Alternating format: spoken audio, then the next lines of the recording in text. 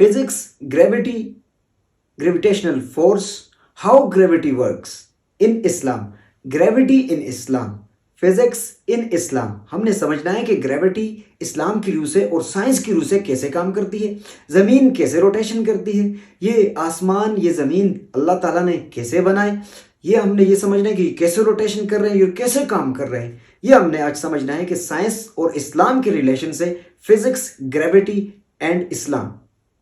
Gravity ایک force ہے، gravitational force جسے نام دیا. The force attract the things toward itself. زمین کے پاس ایک ایسی قوت ہے جو چیزوں کو ایک قوت کے ساتھ اپنی طرف کھینچ رہی ہے، اسے فورس آف گریوٹی کہتے ہیں.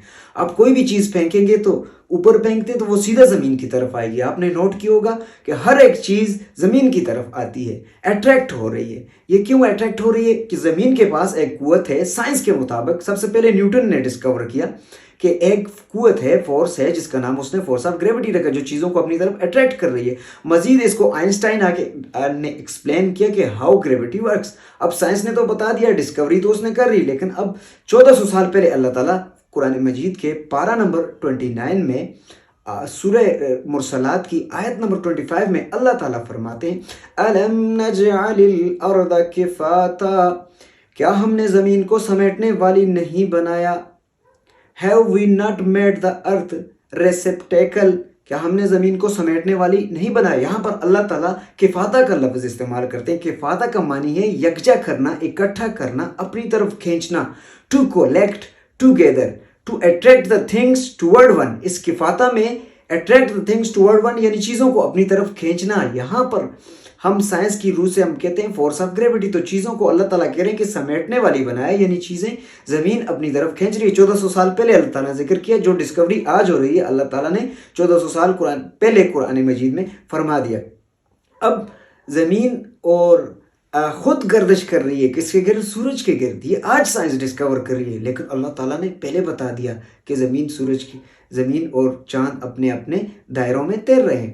اللہ تعالیٰ مزید فرما رہے ہیں قرآن مجید کے پارہ نمبر 13 کی سورہ رات کی آیت نمبر 2 میں اللہ تعالیٰ ارشاد فرماتے ہیں اللہ الذی رفع السماوات بغیر عمد ترونها، ہم نے آسمانوں کو بغیر ستونوں کے پیدا کیا.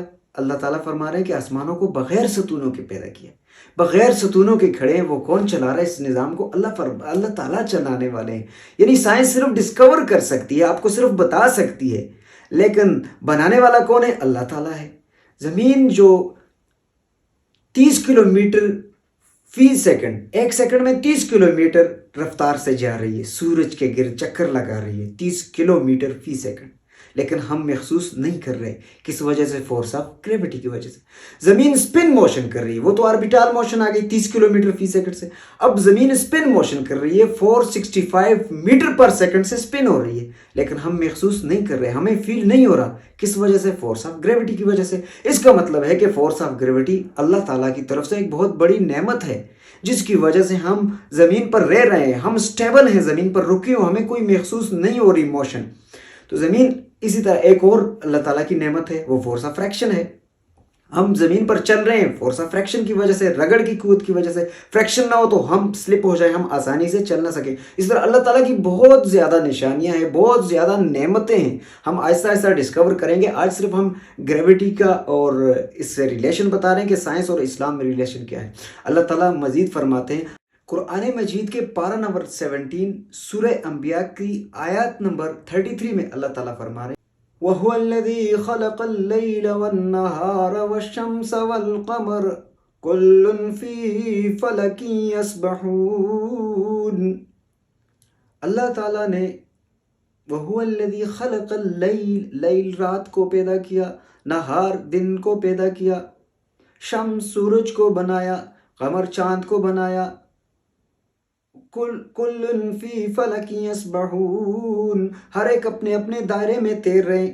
یہ آج سائنس ڈسکور کر رہی ہے کہ آربٹ ہوتے ہیں، آربیٹال ہوتے ہیں، وہ اس میں گردش کر رہے ہیں. زمین کا اپنا آربٹ ہے، چاند کا اپنا آربٹ ہے، آج سائنس ڈسکور کر رہی ہے کہ سورج کا اپنا آربٹ ہے، پلینٹس کا اپنا آربٹ ہے، لیکن اللہ تعالیٰ نے 1400 سال پہلے قرآن مجید میں فرما دیا کل فی فلک یسبحون، ہر ایک اپنے اپنے مدار میں تیر رہے ہیں، ہر ایک اپنے اپنے دائرے میں گردش کر رہے ہیں۔ 1400 سال پہلے اللہ تعالیٰ فرما رہے ہیں کہ ہر ایک اپنے اپنے دائرے میں تیر رہے ہیں، لیکن آج سائنس ڈسکوری کر رہی ہے، یعنی ساری کی ساری چیزیں بنانے والی ذات اللہ کی ہے، ڈسکور سائنس کرتی ہے، ہمارے لیے نشانیاں ہیں، ہم نے ڈسکور کرنا ہے، لیکن ہم نے یقین کس پہ کرنا ہے؟ بنانے والا کون ہے؟ اللہ کی ذات ہے۔ اتنی بڑی کائنات کو بنانے والا کون ہے؟ صرف اللہ ہے۔ قرآن مجید کے پارہ نمبر 4 سورہ آل عمران کی آیت نمبر 190 میں اللہ تعالیٰ فرما رہے ان فی خلق السماوات والارض، بے شک آسمانوں اور زمین کی پیدائش عقل والوں کے لیے نشانیاں ہیں، یعنی عقل والوں کے لیے ہم نے نشانیاں ڈھونڈنی ہے، آبزرو کرنا ہے اور اپنے رب کو پہچاننا ہے، اور ہم نے اپنے رب کی طرف جانا ہے۔